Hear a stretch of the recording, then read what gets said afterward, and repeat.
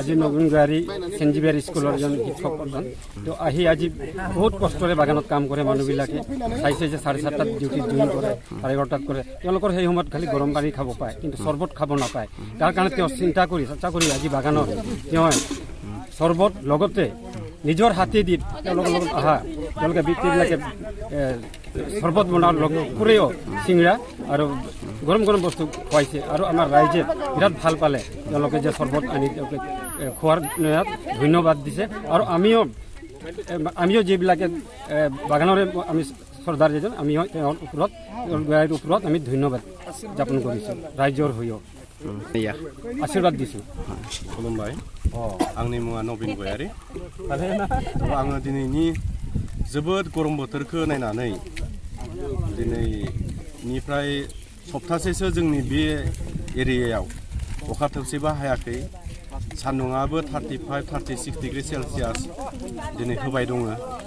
बेखौ नोजोर होनानै आङो बे बागानाव मजदुरफोरा सानफ्रामबो खामानि मावो तो जिगु सान्दुङाव बिथांमोना खामानि मावबाय दङ बेखौ नोजोर होनानै आङो बिसोरनि देहाया सानफ्रामबोथ' आं लोंहोनो हाया नालाय समनि खोथा तो बिसोरनि देहाया जाहाथे थाजिम जायो बेखौ नोजोर होनानै आङो दिनै सिंग्रा थरसे आरो मा होनो बेखौ कुसुरि सिंग्रा बेबायदि आरोना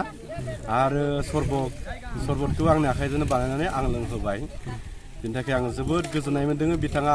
बिथांमोना आं होनायखौनो गोसो गोथारै नाजावनानै लोंदों बिनि थाखाय आं जोबोद गोजोननाय मोन्दों आरो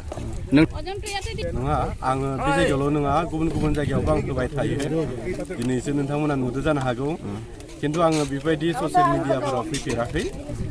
सिं आङो होखुमाबायानो थायो आरो सिरि गामिफोराव बर' गामिफोराव आङो बहुद गामियावनो हाबबाय थायो गस्ला होनानै गांसे गस्ला होनानै बाजि होनानै आङो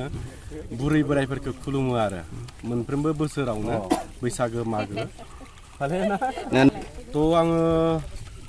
बर' हारिनि थाखाय आं बायदि जाथारनांगौ बेखौ आं बुंनो साना तो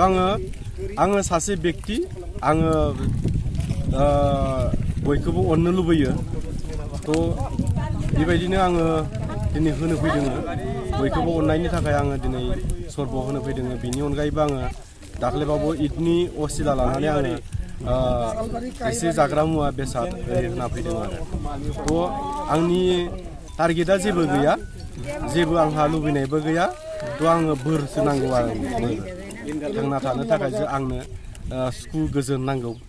सुखु गोजोनानो आंनि थाखाय सबसे गोनांथि होननानै आंनि लाइफआव आं सानो आरो